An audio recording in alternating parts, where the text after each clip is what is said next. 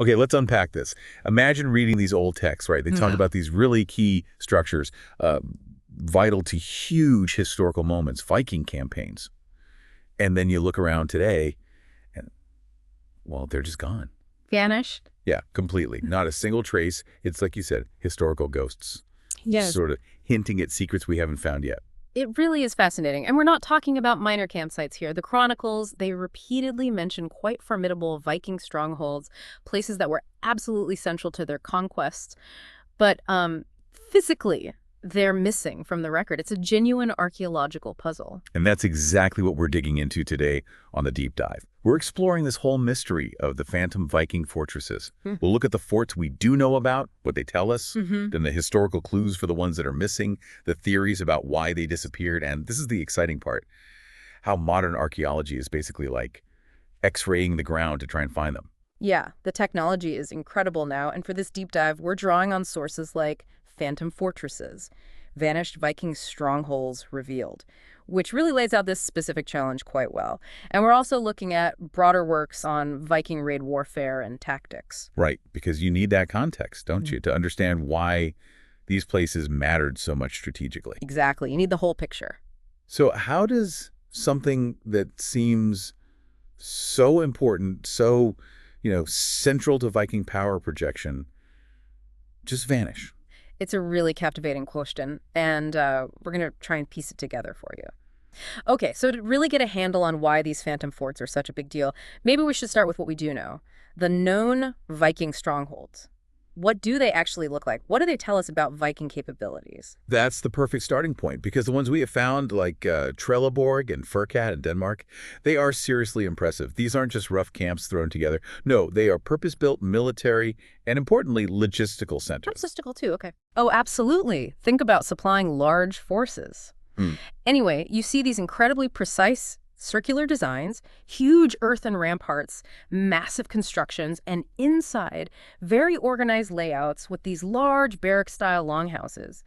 It clearly shows the Vikings had a remarkable capacity for, well, large-scale, quite sophisticated building projects. So that image some people have, Vikings just being chaotic raiders living in tents, that doesn't really square with these kinds of structures, does it? Not at all. These known forts are solid proof, tangible evidence that Vikings could build formidable engineered fortresses. They had the skills, they had the organization. Right. And that fact, honestly, it just makes the mystery of the missing ones even deeper. If they could build these, why are so many others, the ones mentioned again and again in the history books, just invisible today? Yeah, which leads us straight into that phantom aspect, yeah.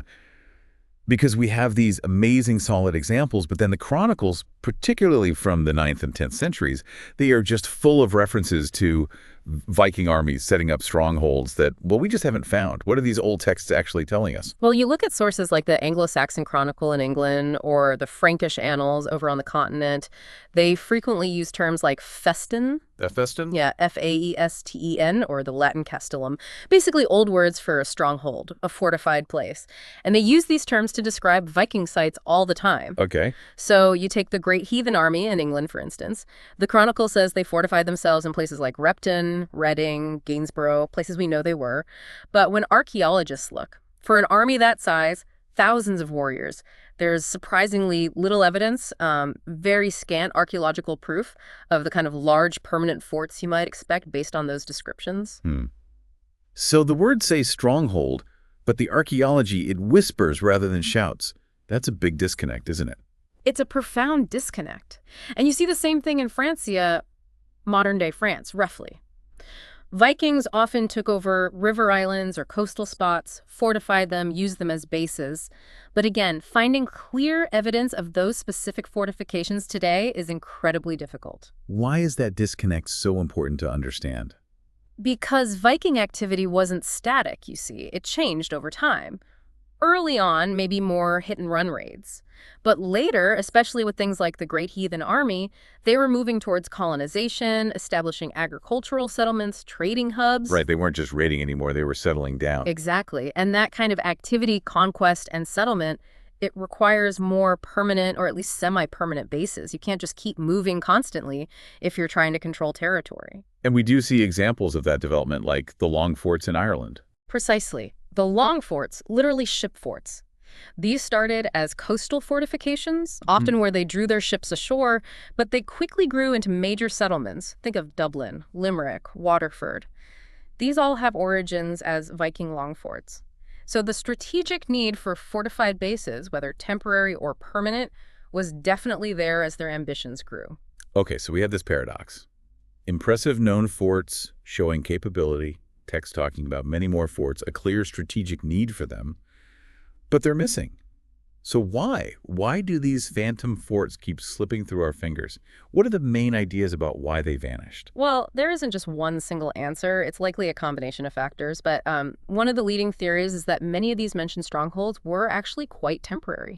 So not built to last for centuries. Exactly. Maybe just quick and dirty earthworks, a ditch and a bank, maybe a wooden palisade on top, or perhaps they just repurposed existing structures, old Roman walls, monasteries, things like that, designed really only for a single campaign season, maybe just over winter. Right. And once the Vikings moved on, these kinds of temporary structures, they'd erode pretty quickly or be easily dismantled by locals. They wouldn't leave much trace after 1,000 years. That makes a lot of sense, especially thinking about how they operated. That overwintering strategy you mentioned. Yeah, it fits perfectly with their known tactics. Viking warbands would often seize a suitable site, maybe a monastery or a town, usually after the harvest when supplies were available. They'd dig in, use it as a fortified base for launching raids deeper inland during the winter months. When their opponents, like the Franks, weren't typically campaigning. Right. The Franks rarely fought major campaigns in winter, so these Viking bases were hard to attack then. But come spring, before the weather fully turned or before local rulers could muster a big army, the Vikings might just pack up and leave. Their mobility was key. And that mobility comes back to their ships, doesn't it? That incredible advantage they had. Oh, absolutely fundamental. Their shipbuilding technology was just far superior for their needs. Long ships, like the famous Gokstad ship we have about 28 meters long, were technological marvels for the time. Fast. Very fast, yes. But also, crucially, they had a really shallow draft. Only about a meter of water needed. That meant they could land practically anywhere on a coast, no need for deep harbors, and critically, they could sail far, far up rivers. Think about the major European rivers, the Elbe, the Rhine, the Seine, the Loire, the Thames over in England. They could penetrate deep inland. Deep inland, which gave them that element of surprise nobody else had. They could raid a town or monastery and be gone before the local lord could even gather his forces. Charlemagne himself complained about this in Frisia. By the time he got troops there, the Vikings had already sailed away. So in a way, the ship was their mobile fortress. They didn't always need a fixed permanent base if they could appear and disappear so quickly. That's a great way to put it. For many operations, especially early on, the ship provided the security and mobility they needed. It enabled those classic hit-and-run raids. Even when they moved to larger campaigns, that emphasis on speed, flexibility, surprise often remained central. Okay, so temporariness is one big theory for disappearance. What else? Another strong possibility is deliberate destruction. Either the Vikings themselves destroyed their forts when they left to prevent enemies using them. Scorched earth, basically. Sort of, yeah. Huh. Or, perhaps more likely, victorious locals made a point of completely leveling the Viking fortifications once they were driven out or left, a symbol of reclaiming control. And again, a deliberately flattened earthwork. After a millennium of farming and weather, very little trace would be left. And I guess some must just be buried, lost under layers of later history. That's another major factor. Simple superposition. Later settlements, medieval castles, churches, even modern towns and cities are often built right on top of strategically important locations. An old Viking fort might be sitting directly beneath, say, a medieval market square or a Norman castle keep, completely unrecorded and undetected. Wow. So the evidence could literally be under our feet in places we walk every day. It absolutely could. Every little bump in a field, every slight change in the soil color or texture that a farmer plows up, it could potentially be the last ghostly footprint of a Viking rampart. And finally, we also have to consider that maybe some of the textual mentions weren't quite literal. You mean exaggeration or misinterpretation? Possibly. A chronicler writing about a Viking army might describe their camp as a festin, a stronghold, simply because it was well defended with maybe a temporary wall or ditch. It doesn't necessarily mean it was a huge, engineered fortress like Trelleborg. It might just mean a tough camp to attack. Okay, so putting all that together, it really changes how we might think about Viking operations. Maybe less about building massive monuments everywhere, and more about agile, adaptive, temporary solutions that reflected their specific military style. Very pragmatic. Extremely pragmatic. Yeah. Highly effective. But the search definitely isn't over. And this is where things get really interesting with modern archaeology, using technology to try and pierce through that veil of time. How exactly are archaeologists hunting for these unseen forts today? Well, the toolkit has expanded dramatically in recent years. It's quite exciting, actually. Archaeologists are now using technologies that let them survey huge areas very efficiently, often without even putting a spade in the ground initially. Like what? One of the real game changers is LiDAR. That stands for light detection and ranging. Basically, you fly an aircraft over an area, it shoots down laser pulses, millions of them, and measures the return time. And what that does is create an incredibly detailed 3D map of the ground surface. Crucially, it can digitally filter out things like trees and modern buildings, so it can reveal really subtle earthworks like old ditches, banks, ancient field systems, roads, maybe even the faint outline of a long-lost fort that are completely hidden under forest canopy or have been worn down by centuries of plowing until they're invisible to the naked eye. So it's like getting an X-ray of the landscape itself, seeing the bones underneath the skin. That's a perfect analogy. It lets you see contours and features, tiny variations in ground level that you would just walk right over otherwise. It has absolutely revolutionized landscape archaeology. Wow, that must be uncovering all sorts of things, not just Viking forts. Oh, absolutely, all periods. But for finding these potentially low, spread-out earthworks, it's invaluable. Then you have geophysical surveys. Geophysics, right, like ground-penetrating radar. Exactly. GPR is one type. Magnetometry is another very common one. These techniques essentially measure physical properties of the soil beneath the surface.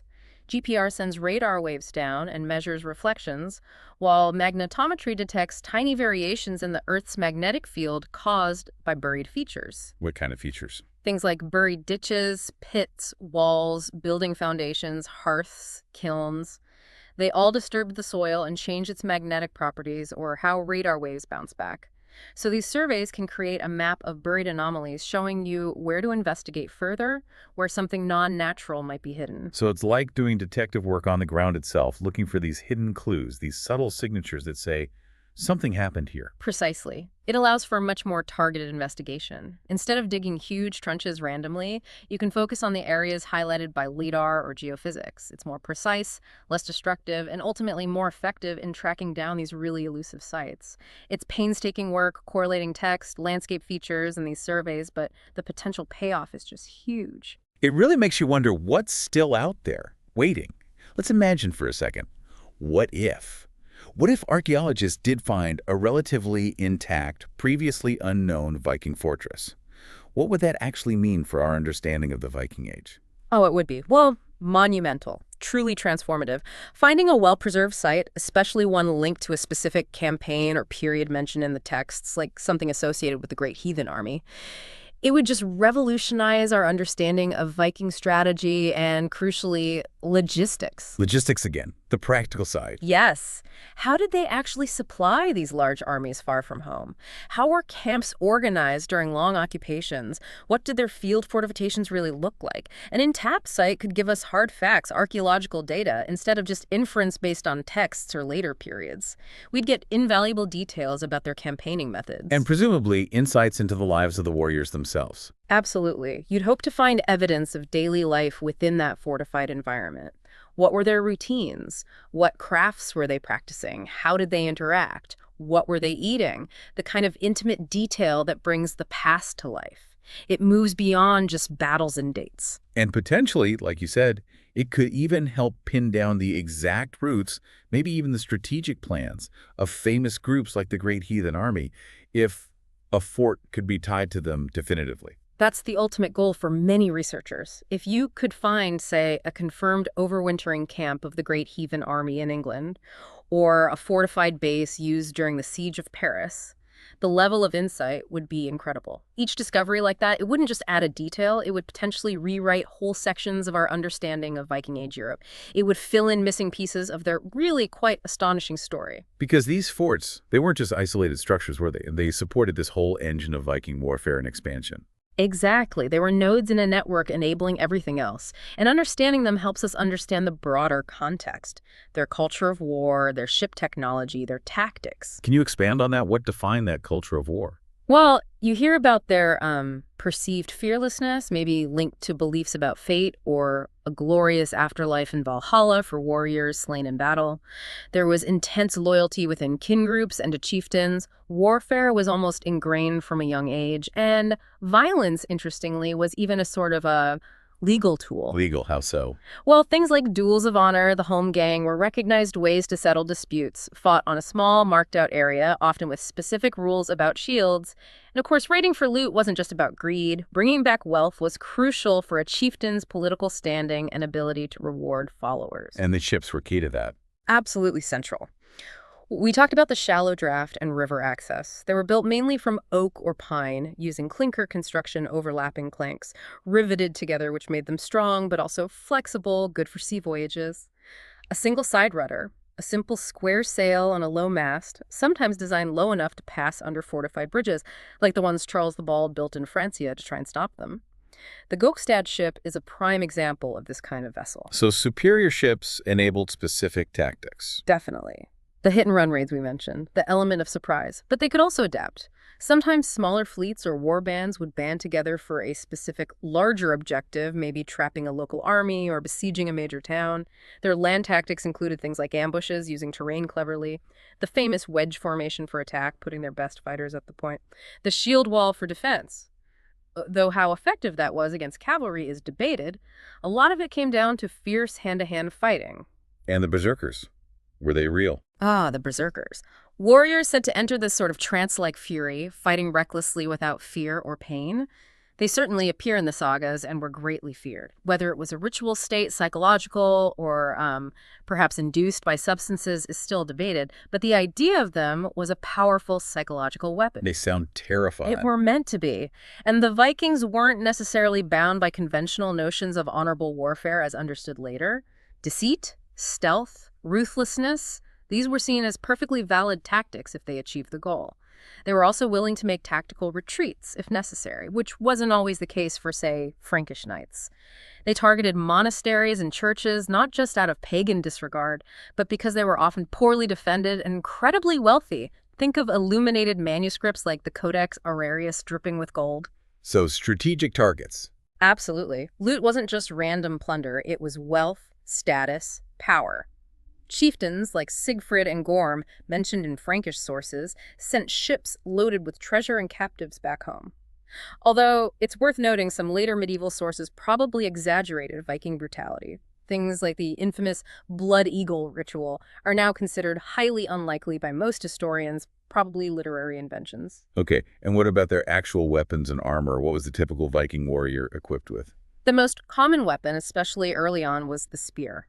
Relatively cheap and versatile, usually 2 to 3 meters long, with different head types for throwing or thrusting. Not the axe. I always picture axes. The axe definitely became very popular, maybe overtaking the spear later in the Viking Age. It evolved from a common farm tool, so it was accessible.